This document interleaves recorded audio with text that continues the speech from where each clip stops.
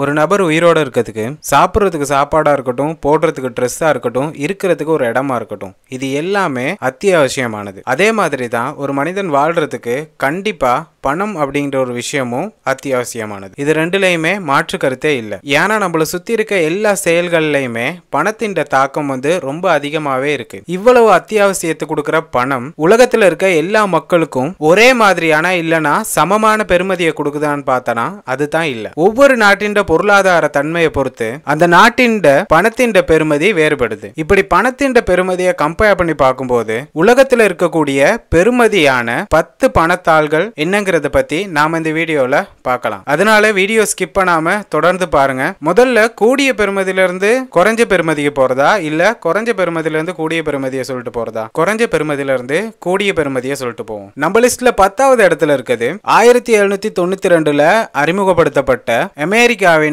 அதிகாரப்பூர்வமான American dollar. S, நம்ம லிஸ்ட்ல 10வது இடத்துல இருக்குது அமெரிக்காவின் டாலரா தான் இருக்கு. இது உலகத்துல ரொம்ப பரவலான வர்த்தக நடவடிக்கைகளுக்கு பயன்படுத்தப்படுற ஒரு கரன்சியாவும் இருக்கு. இந்த யூஎஸ்டி பெருமதி அமெரிக்காவின் பொருளாதாரத்தின் அளவு அதோட உலகத்தின் வர்த்தகத்தை மையமா வச்சு இருக்குது. இன்னைக்கு தேதிக்கு பார்த்தோம்னா ஒரு அமெரிக்கன் யூஎஸ்டி இலங்கை பெருமதி ரூபாய் 299 ரூபாயா இருக்கு. அதே இந்தியாவின் பெருமதி பார்த்தா 85 ரூபாய் வரைக்கும் இருக்கு. நாம லிஸ்ட்ல 9வது இடத்துல இருக்க கரன்சி யூரோப் யூனியன்ல இருக்க 19 நாடுகள் ஒன்னா சேர்ந்து உருவாக்கப்பட்ட யூரோ. இந்த கரன்சியை அதிகாரப்பூர்வமா 1999ல தெரிவிச்சாங்க. யூஎஸ்டிக்கு அடுத்தபடியா உலகத்துல வர்த்தக நடவடிக்கைகளுக்காக ரொம்பவா யூஸ் பண்றப்படுற கரன்சி தான் இந்த யூரோ. இதண்ட வலிமை தன்மைய யூரோப் யூனியன் ஒருங்கிணைந்த நிதி கொள்கை அதோட பொருளாதார ஸ்திரத்தன்மையும் இந்த கரன்சிக்கு ஒரு வலிமையா இருக்குது. ஒரு யூரோண்ட இலங்கை பெருமதி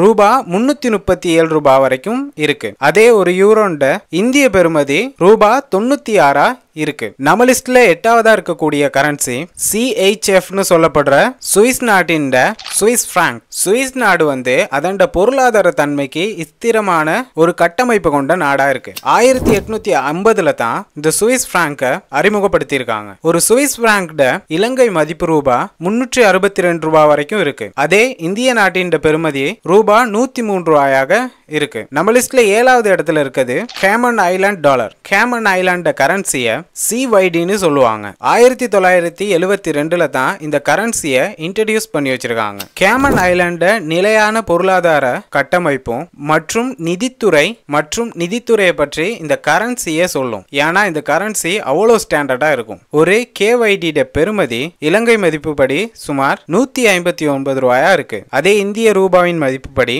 102 ரூபாய் வரைக்கும் இருக்குது. நம்ம லிஸ்ட்ல 6வதுல இருக்க கரன்சியை பார்த்தோம்னா கிபி 800ல பாவனைக்கு அறிமுகப்படுத்தப்பட்ட GBP சொல்லப்படுற பிரிட்டிஷ் பவுண்ட். இந்த கரன்சி வேர்ல்ட் வைடா மக்களுக்கு இடையில பயன்படுத்தப்படுது. இலங்கையில ஒரு பிரிட்டிஷ் பவுண்ட் மதிப்பு இலங்கையில ரூபாய் 403 ரூபாய் வரைக்கும் இருக்கு. அதே இந்தியாவின் மதிப்புப்படி ரூபாய் 115 ரூபாய் வரைக்கும் இருக்கு. நம்ம லிஸ்ட்ல 5வதா இருக்க கரன்சி என்னன்னு பார்த்தோம்னா ஜிப்ரல்டர் பவுண்ட். ஜிப்ரல்டர் கவர்மெண்ட் அவங்களோட நாட்டுல இருக்க டூரிசம் அண்ட் கேமிங் போன்ற விஷயத்தை தான் டிபைன் பண்ணி இருக்காங்க. இந்த கரன்சியை சுருக்கமா GIP சொல்லுவாங்க. ஒரு GIP இலங்கை பெருமதி ரூபாய் 403 இருக்கு. அதோட இந்திய ரூபாவின் பெருமதி 115 ரூபாவா இருக்கு. நம்ம லிஸ்ட்ல 4வதா இருக்க கரன்சி JOD சொல்லக்கூடிய ஜோர்தானிய டினார். 1950ல தான் இந்த கரன்சியை இன்ட்ரோடியூஸ் பண்ணி வச்சிருக்காங்க. இந்த உலகத்துல 4வது வலிமையான கரன்சிக்கான தரவரிசையில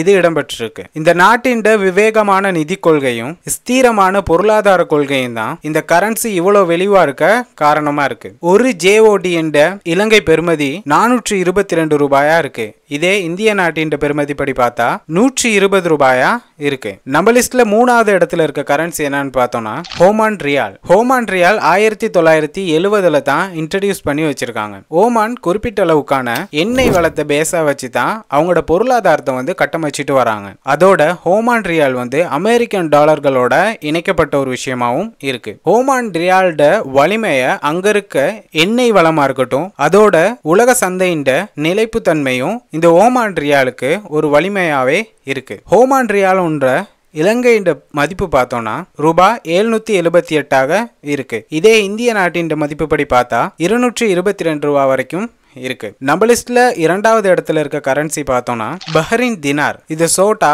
BHDன்னு சொல்லுவாங்க. இது 1965ல அறிமுகப்படுத்தப்பட்டிருக்கு. பஹ்ரைன் அரேபியா வளைகுடாவில் இருக்க ஒரு சிறிய தீவு ஒண்ணு. இந்த BHD நிலைப்பு தன்மையை அந்த நாட்டில் இருக்க எண்ணெய் வளம் தான் தீர்மானிக்குது. அதோட எண்ணெய் ஏற்றுமதியை ரொம்ப பெரிய அளவுக்கு நம்பி இருக்க ஒரு நாடாவும் இருக்கு. ஒரு BHD இலங்கை மதிப்பு சுமார் 794 ரூபா வரைக்கும் இருக்கு. அதே இந்தியாவின் மதிப்புப்படி 226 ரூபா வரைக்கும் இருக்கு. நம்ம லிஸ்ட்ல முதலாவதா இருக்க கரன்சியை பார்த்தோம்னா குவைத் தினாரா தான் இருக்கு. இதை சோட்டா KWDன்னு சொல்லுவாங்க.